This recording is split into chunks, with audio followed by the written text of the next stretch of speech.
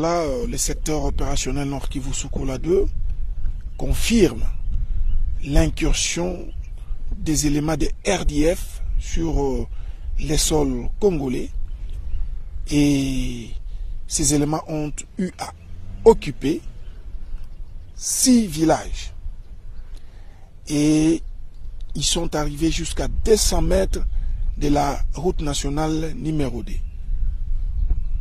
C'est après l'arrivée du renfort des forces armées de la République démocratique du Congo que ces éléments ont rebroussé chemin. Voilà pourquoi il y a eu cette agitation à Kibumba dans la matinée d'aujourd'hui.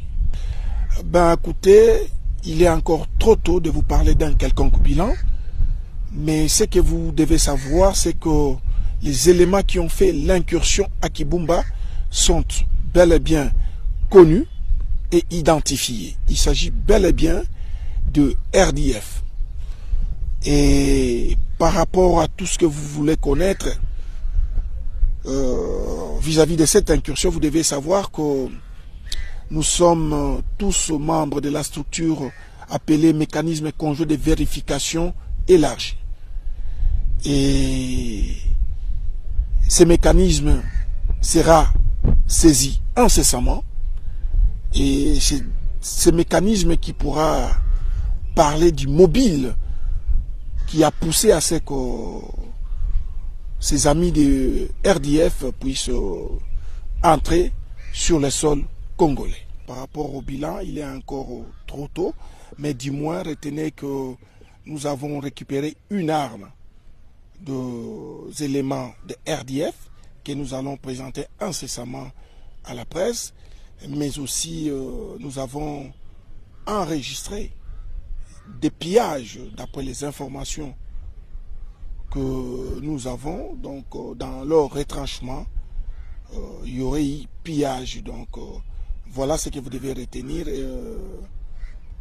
Dans les heures qui suivent, on pourra vous parler d'un bilan définitif par rapport à cette incursion. Les forces armées de la République démocratique du Congo viennent de déloger la coalition Codeco-FPIC à Mwanga, Ngongo, Lipri et Riti, des localités du secteur de Walendu-Tati en territoire de Djougou, l'épicentre des hostilités de ces groupes armés. Sur les commandements du gouverneur militaire, le lieutenant-général Luboya Kanchamadjoni, les forces régulières siègent et contrôlent désormais le bastion de cette coalition belliciste Codeco-FPIC, auteur de plusieurs atrocités sur la population civile.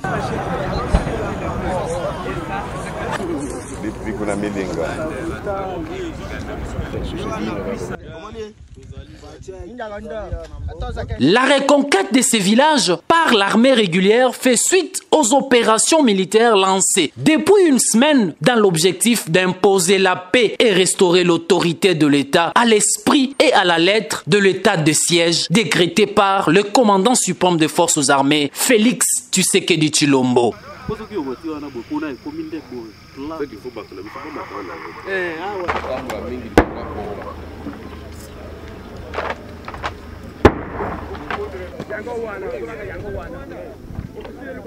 De la première à la deuxième phase des opérations de traque des forces négatives, celle-ci est la plus fracassante et a permis aux vaillants militaires de forces armées de neutraliser 80 rebelles, récupérer 26 armes de type AK-47 et 29 A9 MTM avec 16 autres armes se sont rendus aux vaillants militaires des forces armées.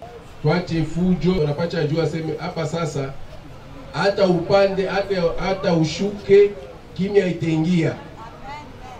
Kama ni kupita juu ya batu, tutapita juu ya batu, juu kimya ingie. Dans la foulée, 62 membres de groupes armés négatifs capturés et déplumés de leurs ailes sur les théâtres des opérations. Cette énième victoire de l'armée sur la coalition Codeco-FPIC à Mwanga, Ngongo, Lipri, Riti démontre l'héroïsme des vaillants militaires des forces armées et un engagement sans précédent d'imposer la paix à cette période de l'état de siège. Pour galvaniser ces hauts faits d'armes, les commandants des opérations militaires en Ituri l'Ituri. Le lieutenant-général Luboya Kashamadjoni est descendu sur les lignes de combat à Makayanga et à Komanda, où il a encouragé ses compagnons d'armes et appelé la population à être derrière les forces loyalistes engagées sur les théâtres des opérations pour une victoire finale sur les forces du mal. Il est en sécurité pour wale wanaita wa groupe étranger wa ADF walileta na wanachangana na watoto yetu wa FPIC chini ya kilima. Kitu ile napenda kubaonesha, sawa jeshi itakuwa ngumu sana kufanya kazi kama hatuna na watoto yetu, itakuwa ngumu sana. Na waza mwe pia munayua population na viongozi inafai bakuye sehemu moja ndio bapiganishe adui. Sasa kama watoto wa mugini wao wanenda pembeni ya adui, itakuwa problemi ya nguvu sana. Wale wadefu wanakuya hapa wanaweka insecurity, sisi tunaanza kutoka kumigini na wengine wanaprofitia ile occasion ndio ya kusema wakuyakuya watoke mkomanda. Komanda hakuna wakuyakuya, komanda ni ya bakongomani bote. À ce stade, l'armée régulière continue à terrifier la milice Codeco au front nord à Djougou et les ADF et leurs alliés au front sud dans le territoire d'Irumu.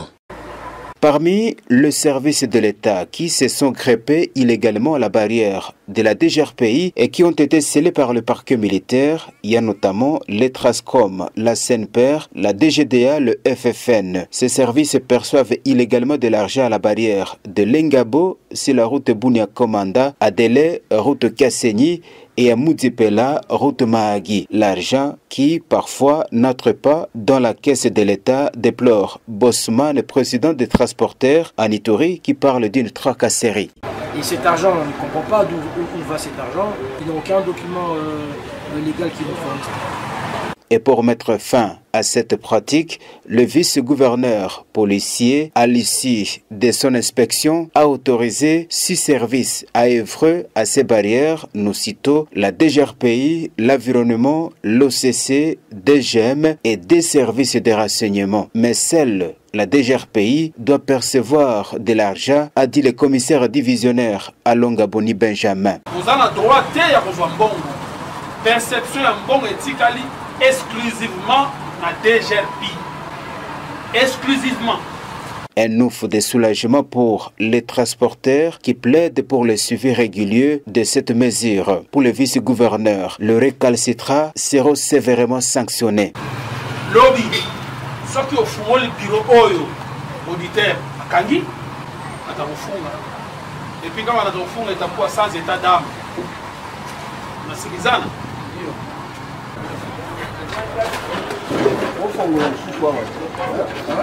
Rappelons que c'est pour la énième fois avant l'état de siège que ces services sont déguerpis de barrières de la DGRPI. Les services frappés par cette mesure doivent écrire officiellement aux autorités provinciales qui pourront juger utile ou non de leur présence à des barrières.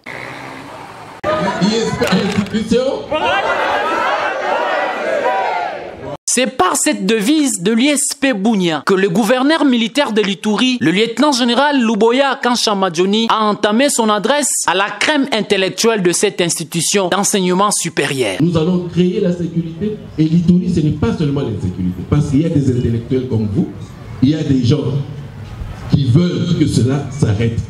Et surtout les intellectuels, la grande partie voudrait qu'il y ait la paix. Parce que, si vous ne le savez pas, l'Ituri est très riche. Et ça vous appartient à vous. Ça appartient à vos enfants. Les enfants que vous allez avoir d'ici là. Ça vous appartient. Poursuivant sa communication, le numéro 1 de la province a appelé les jeunes étudiants à créer un climat de confiance avec les autorités militaires en cette période de l'état de siège pour avoir un avenir meilleur. Les étudiants, c'est la crème. On vous forme pour être des grands hommes. Vous devez créer l'espoir. Moi, je dois créer l'espoir. Mais davantage, vous les jeunes. Si je vous dis combien sont arrivés dans la province orientale, vous allez voir à Kinshasa, combien sont arrivés au Kassai, combien sont arrivés au Katanga, Combien? Vous ne savez pas ce que vous êtes. Parce que vous ne connaissez même pas vos voisins. C'est ça le sérieux problème. Moi, je vous dis, et je le répète toujours partout où je passe, nous étions avec des étudiants qui venaient de Bunia. Nous, on était du Qatar. À midi, on se réfugiait dans leur chambre. Parce que c'était des étudiants, nous on appelait ça nanti, hein. Manger la pomme de terre ici, ce n'était pas donné à tout le monde. Eux avaient la pomme de terre. Eux avaient la viande.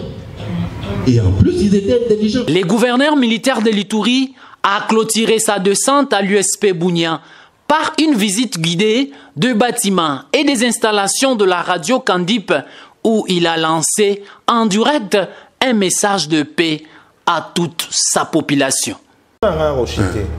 Aujourd'hui, en tant que politique, en tant qu'acteur politique, oui. Est-ce que vous avez la phobie de l'opposition? Est-ce que mais qu'est-ce que c'est que moi j'ai fait de l'opposition qui n'était pas encore aujourd'hui un peu du respect. Oui. Est-ce que Yobotama qui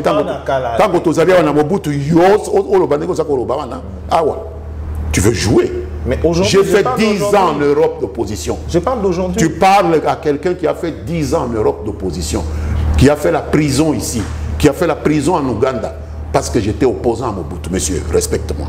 Phobie de l'opposition. Est-ce qu'aujourd'hui, ceux qui, par exemple, le régime est basculé, vous accepterez les Okende dans l'opposition?